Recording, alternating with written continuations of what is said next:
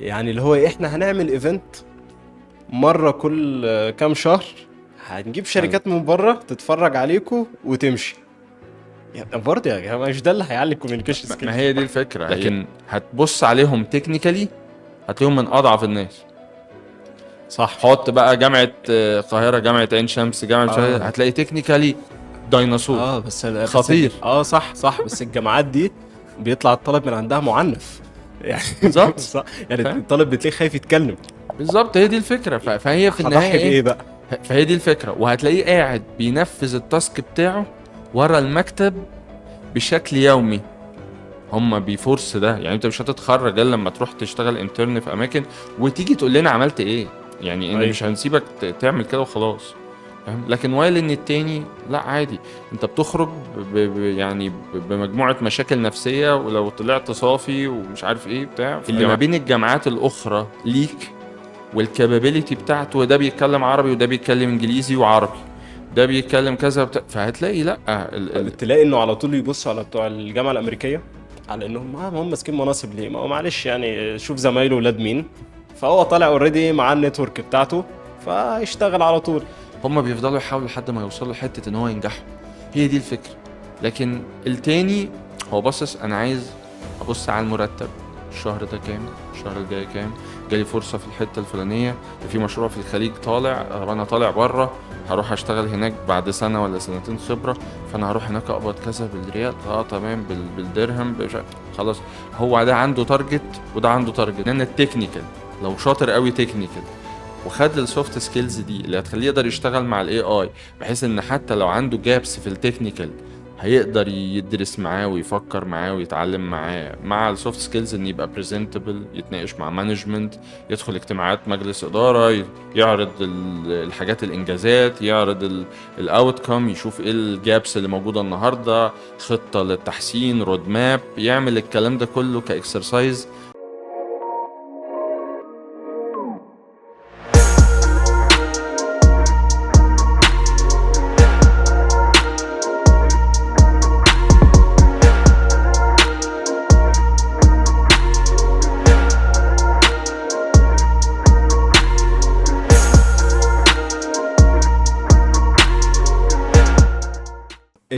حاجه زي كده، حاجه الكوميونيكيشن والاتش ار، الجاب الضخم اللي بيحصل من بعد ما الناس تتخرج وعقبال ما تكسب خبره ده، هل ممكن جامعات تقدر تعالجه؟ في جامعات بتبدأ تشتغل على الكلام ده كتير. لو انت هتيجي تبص بس مثلا، تحسها يعني محاولات مثيرة للشفقة. يعني اللي هو إيه، احنا هنعمل ايفنت مرة كل كام شهر، هنجيب حلو. شركات من بره تتفرج عليكم وتمشي. يعني برضه يا جماعة مش ده اللي هيعلي الكوميونيكيشن ما سكيلز؟ هي دي الفكرة، هي فكرة مش بس كوميونيكيشن في دي، لكن لما طلع حد من جامعات مثلا زي الانترناشونال، بس مش عايز ابقى ببراند لبعض الجامعات، بس خلينا نقول مثلا الجامعة الأمريكية في أي دولة، امم. دور على أي طالب طالع منها، حتى لو الإمكانيات بتاعته طالع بمقبول أو حاجة، هتلاقي عنده قوي جدا في الكوميونيكيشن. امم. هتلاقيه قوي جدا في الكوميونيكيشن، وعارف يعني ايه يكوميونيكيت، وعارف يعني ايه جدال، وعارف يعني ايه كذا. في كوريكولمز كاملة بيدرسوها هناك ليها علاقة بالحاجات دي، وبيعملوا براكتس عليها، وبيعملوا سيشنز، وبيعملوا حاجات كتير جدا وايفنتات واكتيفيتي، بحيث ان هو بيحاول يعلي الحتة بتاعة الكوميونيكيشن والانجيجمنت مع ناس كتير في الماركت جوه الجامعات دي. يعني روح لبنان هتلاقيهم عندهم عاملين بيهيفير، هتروح مصر هتلاقي عندهم البيهيفير، هتروح في مثلا في اي دولة تانية عندهم نفس هتلاقي هي نفسها الجامعة بالستاندرد بتاعها هو متبني الفكرة دي، لانه عارف اهمية السوفت سكيلز. وده عاملينه بالكلابز اللي عاملينها وبالايفنتس يعني مثلا زي الديبيتنج كلاب والحاجات دي بالظبط. دي اللي كل بتعلي الكوميونيكيشن. كل ده موجود جوه. انت لما تروح هناك هتشوف الحاجات دي موجودة، وهتعرف هما ليه بيعملوا ده، ومستويات النقاشات حتى كتعليم يعني دايما بيربط وينجيج الحاجات دي ببراكتيكال اكسبيرينس حقيقية ليها علاقة بالحاجات دي، ويقعد يحط الناس في مواقف ويقول لهم هتعمل ايه وهتعمل كذا، ويقولوا اعملوا تمثيلية دلوقتي ان في موقف فلاني، وانتوا دلوقتي في كونفليكت وهتمانجوه ازاي. ويبدا يعمل كوتشنج للناس اللي موجودين. هنا انت غلطت في كذا وهنا عملت كذا. بيحصل بعض الاكتيفيتي دي في الجامعات، الهدف منها ان هو بيجهزه للسوق اللي هيطلع له. لكن هتبص عليهم تكنيكالي هتلاقيهم من اضعف الناس. صح. حط بقى جامعة القاهرة، جامعة عين شمس، جامعة مش عارف إيه، اه هتلاقي تكنيكالي ديناصور اه بس خطير. صح صح، بس الجامعات دي بيطلع الطالب من عندها معنف يعني. بالظبط. صح، يعني فاهم. الطالب بتلاقيه خايف يتكلم. بالظبط، هي دي الفكرة. فهي في النهاية هضحي ايه؟ بايه بقى؟ فهي دي الفكرة. وهتلاقيه قاعد بينفذ التاسك بتاعه ورا المكتب بشكل يومي. قاعد تكنيكال، هيز كيبل، هو قادر يعملها بشكل ممتاز، وفاهم تفاصيل، ابعاد التفاصيل للبعد الفني لشغله. بس لكن تقعدوا مع عميل. او قعدوا مع عميل بقى، او مسكوا منصب اداري، او اديله تايتل كبير او كده، هتلاقي لا، هتلاقيك بتدور على بتاع الجامعه الامريكيه عشان تمسكوا التايتل والبتاع. ليه؟ عشان هو عنده اللي هي ايه، اظهار الشغل، البرزنتيشن سكيلز ليه هو كشخص، للتيم، للاوتكم اللي طالع. لكن الشخص اللي بيبقى باصص في حتته بس، مم. في تكنيكال، وغايس راسه في الموضوع ده ونازل براسه في التفصيلة دي، هو مش باصص على حاجة تانية. البعد الأبعد، لأن هو تطوير والتحسين، وإن أنا أشوف دي وأخد البعد اللي جاي من تيم البادجت والتكنيكال والأكشوال كوست وكذا. طب هما دول بيعملوا ده ليه وبيعملوا ده ليه؟ تقعد بقى تجمع كل الكلام ده from engineering perspective. لا، يقول لك ما مهندس، أنا مهندس ميكانيكا، أنا مهندس كهرباء، أنا مهندس كذا، براية. أنا مهندس مدني، اه. وهتلاقي كل واحد فيهم هو شايف إن هو الصح. ايوه. وهتلاقي دايما هو بيتناقش في كده. طب ما هو انت صح، بس انت محتاج تبقى فاهم البعد التكنيكال للآخر عشان تعرف مين الصح ومين الغلط. قد يكون اللي انت بتعمله صح somehow، بس مش لا يلتقي معاه في النيدز بتاعته كاركتكتشر وايز، مثلا في التصميم، مم. في كذا مثلا. ايوه. فانت لما بتبقى شاطر قوي بتلاقي في مشاريع بتفشل في الحتت دي. ليه؟ في التكنيك، لان هو الناس دي ديب تكنيكال، بس المانجمنت اللي عندهم انه ينسقوا كل الشغل ده ويطلع بالاوتكم والكواليتي المظبوطه، لا مش قادرين ينفذوه بشكل صحيح. مم. فبالتالي هتلاقي دايما الجامعات اللي بتشتغل على السوفت سكيلز والكابابيلتي دي، هتلاقي الناس اللي فيها بتوصل مانجنج دايركتور، في بيز، مش عارف كذا كذا، بيوصل للحته دي مم. عشان هو بيعنف جدا السوفت سكيلز والبيرسونال براندنج والبرزنتيشن سكيلز. الجزء ده بيبقى عنيف جدا في مم. التعليم حتى، في ايوه. الكورسات وفي الكونتنت والماتيريال وكل حاجه. وطريقه حتى انجيجمنت بتاعتهم للاسواق ودخولهم لشركات حتى كانترن، هم بيفورس ده. يعني انت مش هتتخرج الا لما تروح تشتغل انترن في اماكن وتيجي تقول لنا عملت ايه. يعني ان ايوه. مش هنسيبك تعمل كده وخلاص. فاهم؟ لكن وايل ان التاني لا، عادي، انت بتخرج يعني بمجموعة مشاكل نفسية، ولو طلعت صافي ومش عارف ايه بتاع في ايوه. الجامعات التانية. لكن البيهيفير نفسه آه، بتاعك محتاج ان انت تبقى مدرك المنافسة اللي ما بين الجامعات الاخرى ليك، والكابابيلتي بتاعته. وده بيتكلم عربي وده بيتكلم انجليزي وعربي، ده بيتكلم كذا فهتلاقي لا، اللي عايزك في الماركت بره ده بياخد رقم اعلى. ليه؟ عشان هو طالع عنده حاجتين ثلاثة زيادة عن اللي عندك. فهو في ايه؟ في ناس انا من الفيلد اللي هو المعنف ده، اللي هو بتاع كلنا. اه بالظبط. فتلاقي انه على طول يبص على بتوع الجامعه الامريكيه على انهم ما هم ماسكين مناصب ليه، ما هو معلش يعني شوف زمايله ولاد مين، فهو طالع اوريدي مع النتورك بتاعته فيشتغل على طول. آه، فهم بينسوا موضوع الكوميونيكيشن سكيلز وبينسوا الحته دي كلها وبيبصوا على حته النتورك اللي بناها. هي جايز النتورك تساعد بس مش مفيش حد يبقى سي او بنتورك يعني. بالظبط. وانت هات لي واحد خرج من الجامعة الأمريكية مثلا، يعني في الماركت دلوقتي، من الناس اللي ظاهرة هتلاقيهم في الغالب معظمهم كلهم اي يو سي. امم. ليه؟ لان هو عارف يبراند الحاجات بتاعته. عايز بقى اقول لك بقى حاجه، هل الناس دي بتنجح بس؟ مش ما عندهاش شركات فاشله؟ عندها كتير بس ما بيقولهاش، لان هو ايوه. عارف البيرسونال براندنج بتاعه هيتاثر لو هو جاب سيره ان في عنده شركات فاشله. بس عادي، في ناس منهم بيطلع وله الجرأة يقول لك لا والله انا عندي في شركات فعلا قفلت. ده انا مثلا من 100 شركة فتحتهم، ولا من 28 شركة ومن 30 شركة، يا دوب من 5 سنين بس بدأت شركات عندي تنجح امم. بعد خبط وتخبيط وخش هنا وهنا وهنا.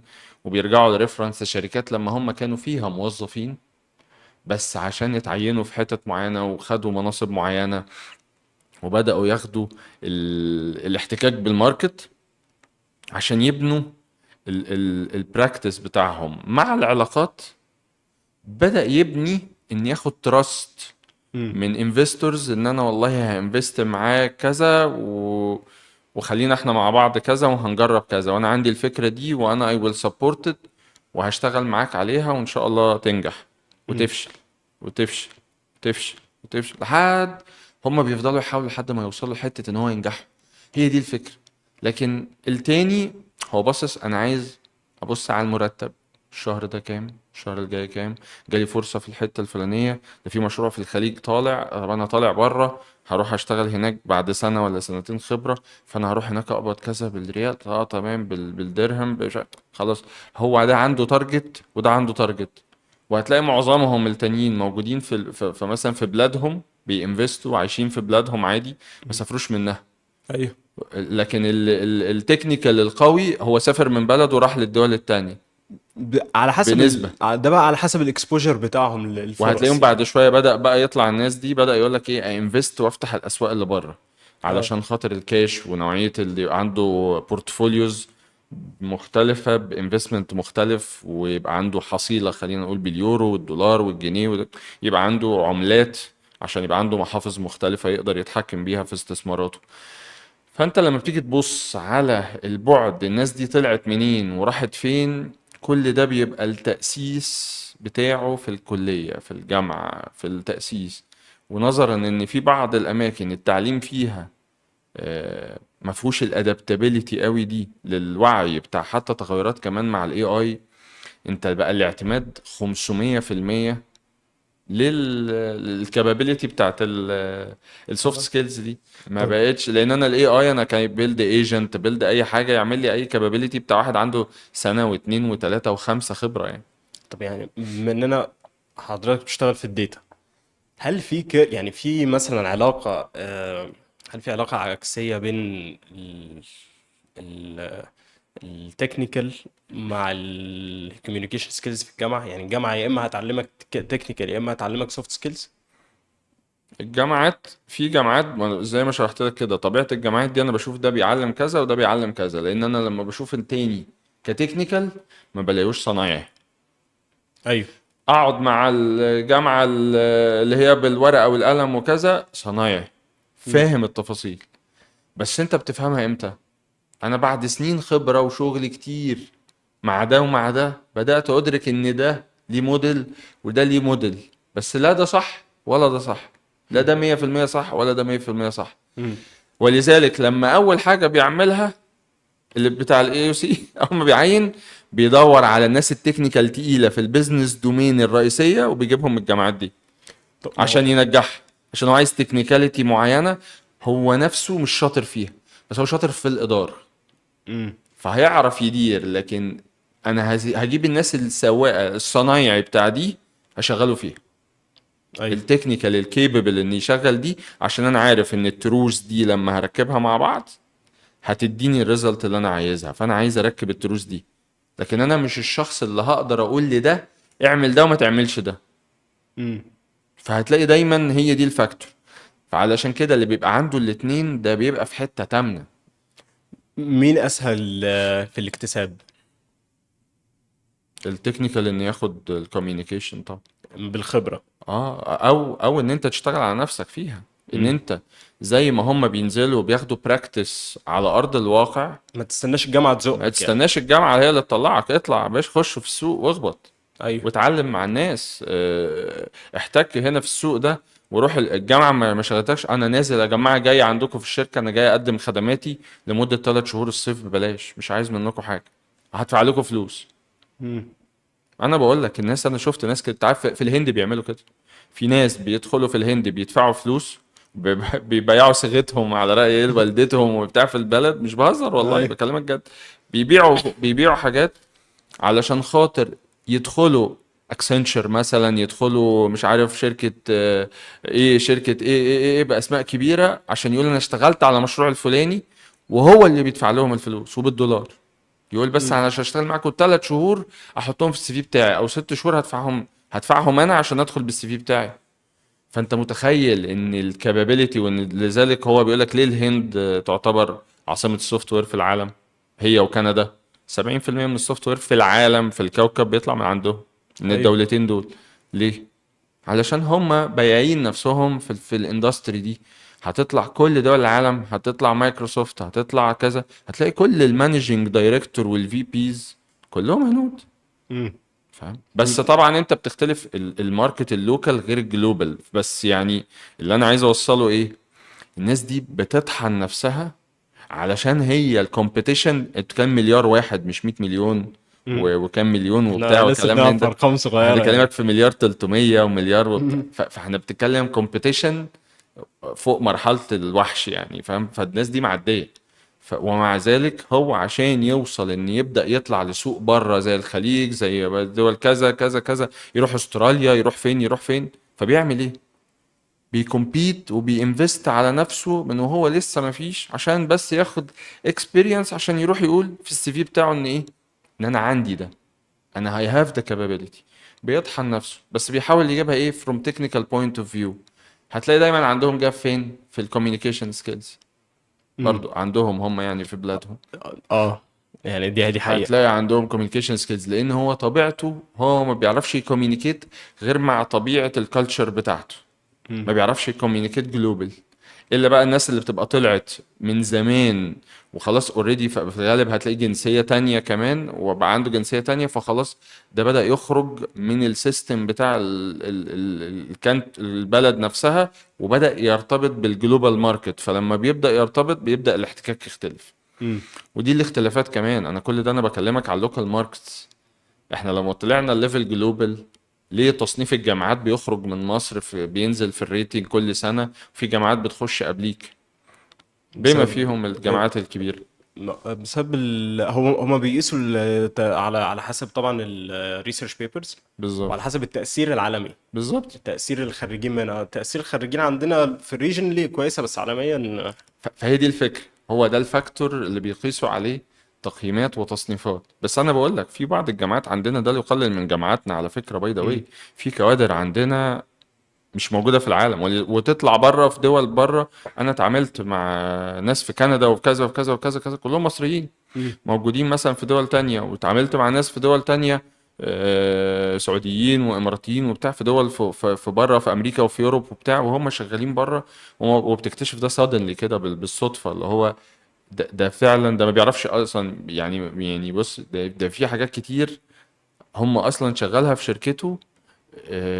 هو بالنسبة لهم شخص خرافي يعني، بالنسبة لهم ككابابيلتي، لأن احنا عندنا حتة ايه، ان احنا بنعمل كذا صنعة دي. ايوه. فلا فكرة ان انا عندي كذا صنعة دي، اللي هو ايه ده، هناك عندهم حتة ان انا بزنس دومين فوكسد على كذا. فاهم؟ هتلاقي في اوروبا، في امريكا، مش عارف الدول كلها العالم، اللي هو انا في كذا، انا بعمل كذا، التاسكات بتاعتي كذا. مم. مش بقى بتشقلب وبعمل 7 8 شغلانات جنب شغلانتي دي. بس ايوه. هم ابتدوا يروحوا دلوقتي للموديل ده مع الاي اي. اه، لو خلاص بقى مش محتاجة اتقان، لان انا في مش اي محتاج، اي. ايوه. لان انا بالنسبه لي الاي اي دلوقتي بقى بيعوض تيمز، بيمشي تيمز دلوقتي بره، شركات زي امازون، اوراكل، ماستر كارد، فيزا، مش عارف ايه، كل دول بيمشوا ناس بالالافات، بي دبليو سي، اي واي، كل الشركات دي دلوقتي، اكسنشر، ماكنزي، هتروح هتلاقي الناس دي بيمشوا تيمز كتيره جدا جلوبال. ليه؟ هي فكرة ان الماركت نفسه ابتدى يتغير. الماركت بيحصل فيه غربلة، علشان خاطر احنا قدام نيو بوزيشنز، مسميات جديدة، بوزيشنز جديدة، اسواق جديدة، تكنولوجيز كلها جديدة، كابابيليتيز قديمة كانت موجودة احنا مش محتاجينها اصلا. دلوقتي في الفترات اللي جاية اصلا الاي اي هيقوم بيها. او حتى لو عايزين ناس، هنكون محتاجين ناس بخبرات معينة، ومش بعيد نخلي واحد يشتغل شغلانتين ثلاثة ببرودكتيفيتي معينه مع الاي اي، يطلع لنا اوت كم كويس مع اكتر من حاجه. ليه اعتمد على واحد معين في بوزيشن واحد، وايل ان انا ممكن اعتمد على اكس واي زد اشغله مثلا في التكنولوجي وفي البروجكت مانجمنت في البي ام او مثلا، او في كونسلتيشن وفي كذا حاجه، ممكن يستخدمني في الحاجات دي. يقول لك انا هستخدم له اي في اكتر من حته بدل ما استخدمه في حته واحده. ومع الاي اي ادي له اي اي تول كابابيلتي معينه، جو تو ذا ماكسيمم، هتبقى انت مم. برودكتيف، طلع اوت كم اعلى. وده اللي كل شركات العالم دلوقتي بقت بتتحرك عليه. ساعات بحس ان الابروتش بتاع الشركات ده اللي هو لا مفر منه، انت لازم في الاخر تقلل الكوست بتاعك، فهيلجأوا له. هيأثر على التطور شوية، بسبب ان انت خلاص بقى عندك كل واحد هو آه، بيعمل كذا كرافت. فان هو لو هو ماستر لكرافت واحدة بتلاقيه بيعرف يطور فيها، بيعرف ينوفيت ويكبر ويعمل حاجة. يعني مش عارف هل الانوفيشن هيقل بسبب ان ناس كتير هتبقى بتمالتي تاسك. ما هي دي الفكرة. هو دلوقتي بدأ يحاول، اللي هي فكرة الاي شيب والتي شيب والام شيب، امم. اللي هي فكرة ان انا ابقى عندي المينيمم، عندي انا عايز واحد تي شيب. الاي امم. شيب دي خلاص انا مش عايزها. ايوه. كل الوظائف الاي شيب، انا محاسب، داتا انتري، مش عارف ايه الحاجات اللي هي فيكسد، اللي هي بيفضل كل يوم يصحى الصبح يرجع يعمل نفس حاجة. انا كول سنتر بيقلب كل ده ايجنت دلوقتي، امم. واوتوميشن وبروسيس. انا مش عايز يبقى عندي 80 الف موظف في شركة كول سنتر، وايل ان انا اجيب ايجنت احط فيه جي بي يوز معينه واحطه في داتا سنتر عندي. هعمل داتا سنتر هصرف عليها اللي هصرفه بتمن رواتب الناس دي كلها في سنه. امم. فانا بالنسبه لي في حاجات النهارده موجود، وفي حاجات هتظهر. انا مش بقول ان ده مش نهاية العالم لوظائف، وفي وظائف كتير جدا هتيجي وهتظهر. في دلوقتي داتا سيكيورتي وداتا اركتكت وداتا انجينير وداتا ساينتست وداتا يعني وشغلانات انا الداتا في فكرة خدت الداتا دي، صدى كبير بعد الاي اي. داتا مانجمنت، داتا في يعني في حاجات ليها علاقه بالداتا، في اي اي، في حاجه اي اي انجينير، في اي اي تشات بوتس، في حاجات ليها علاقه بال اي اي للموبايل ابلكيشنز، اي اي اللي مش عارف ايه. يعني امم. في حاجات كتير، في تولز بقت كتيره دلوقتي. كل التولز يوجوالي بقت بتستخدم امبيدد فيها في اليوزر اكسبيرينس والحاجات دي الاي اي. تدخل على تفتح كانفا، هتفتح فيجما، امم. هتفتح مش عارف ايه، كل التولز دلوقتي اي بي ام او تولز او تاسك مانجمنت تولز زي جيرا، زي بقى كله بيمبيد، زي نوشن. كل ده بقى بيمبيد انترنال الاي اي، علشان هو عايز يعمل ايه؟ النقطة اللي كنا لسه بنتكلم فيها، عايز ادخل التيم بتاعي كله، اعلي الكابابيلتي بتاعته مع الاي اي، وبيلد الكابابيلتي بتاعت الاي اي ان يبقى فاهم النولج بيزد بتاعت التيم دي. فانا لو شلت خمسة واتنين بقوا موجودين بيتكلموا نفس اللانجوج مع النولج بيز اللي عند الاي اي، خلاص هو لسه شغال.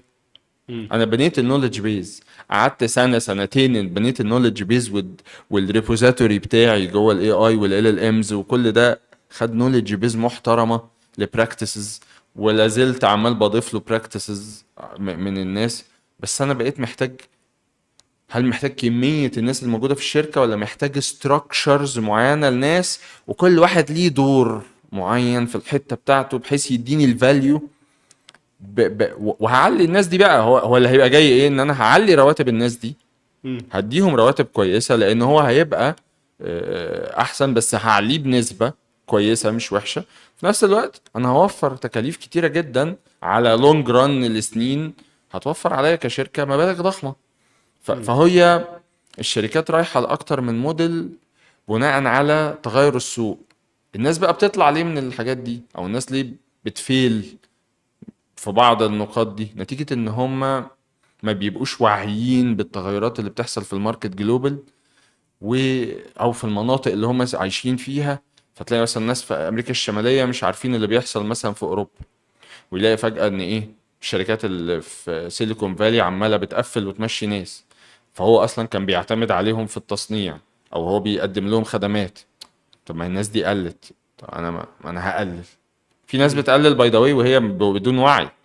اه. برضو ده one of the things، ان هي بس في ناس او كل بتقلل الناس دي ناس. بتقلل وانا مش الناس دي هقلل. بتقلل اشمعنى انا فاهم، ايوه. فانا هشيل. وده باي ميستيك بيفيل طبعا في حاجات في البيزنس يونت عنده، او بيقفل سيكتور. بيبقى في حاجات مثلا اتصرف عليها كتير جدا انفستمنت ومش هتشتغل او مش هتقوم نتيجة لبعض الحاجات، زي مثلا اللي هي فكرة الاوجمانتد رياليتي اللي فيسبوك صرفت عليها آه مليارات. وناس كتير طلع عينهم في الموضوع ده. فاهم، والناس كتير اشتغلت فيها سنين، وبعدين في النهاية ايه، طلع فنكوش لا، وايه وقفل. وباي ديفولت باي ديفولت فيسبوك ما دام دخلت في الموضوع، كمية شركات سوفت وير استثمروا في ان هم يعملوا ابلكيشنز اللي هتحط على ميتا بالظبط. كانت كارثة. فانت بتتكلم ان هي فكرة ان انت كل حاجة معرضة للنجاح والفيل. امم.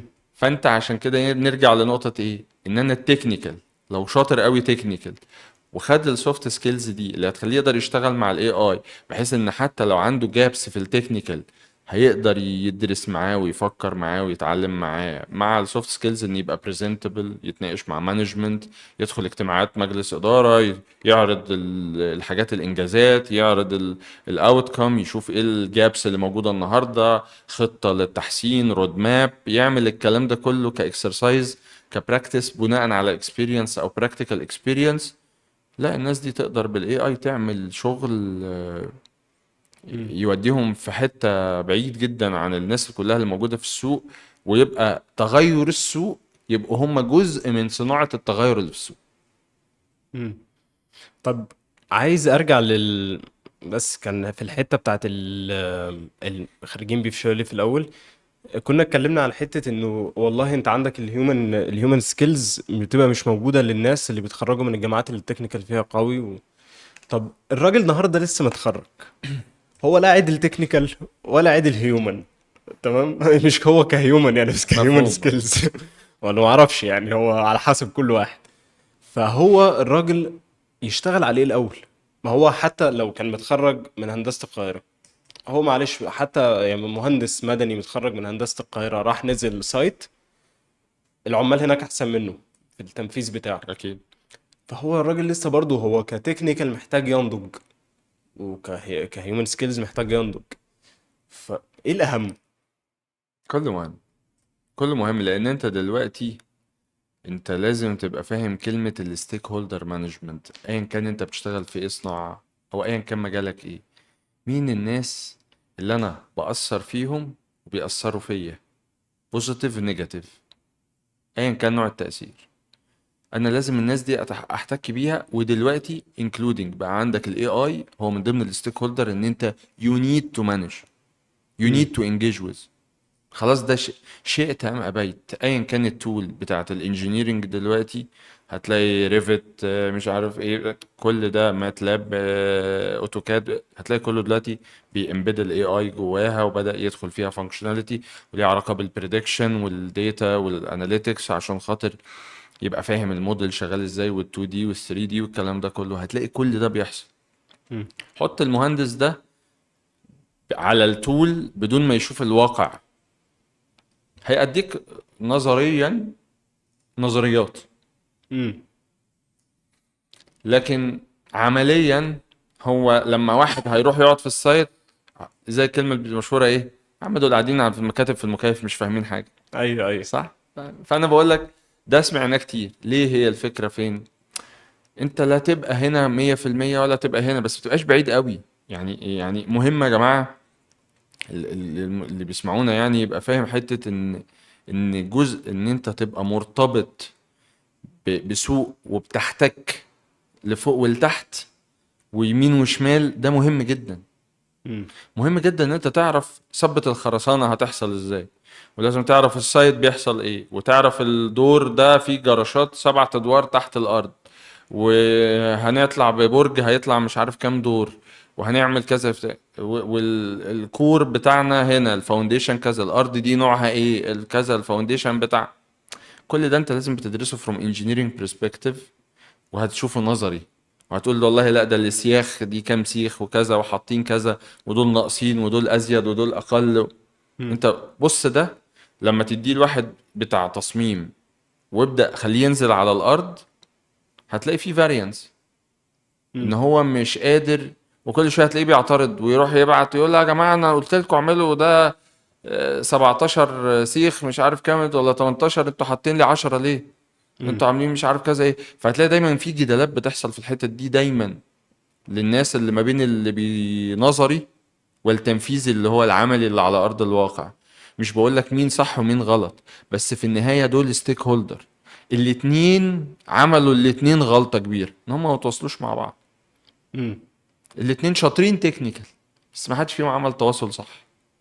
امم. فبتلاقي دايما ايه، المشاريع نسبتها الأكبر اللي بتفشل وبتقف عند التنفيذ، وإن يبقى طالع البرج ده هيطلع 600 دور ولا 30 دور، وبعدين يقول لك لا ده آخره بالفاونديشن اللي موجود ده هيطلع 20 بس. امم. فبالتالي مالك المشروع أو الانفستور هو خسر. هو بالنسبة صحيح. له التكنيكاليتي الشاطرة جدا اللي موجودة عندي دي، الناس العالية جدا دي بالنسبة لي ما عملتش كوميونيكيشن صح، فأنا فشلت. امم. وهكذا اضيف ده على اي تكنولوجي دومين او اي بزنس دومين. انا بروح هيئة فلانية واشتغل في المكان الفلاني، الناس كلها كستيك هولدر انا ما بنقلش المسج بشكل صح للاشخاص الصح. فبالتالي ايه اللي هيحصل؟ الناس اللي قاعدين معايا مش فاهمين اصلا البعد وتأثير ده ايجابا او سلبا للموضوع، للتحديات اللي احنا بنواجهها.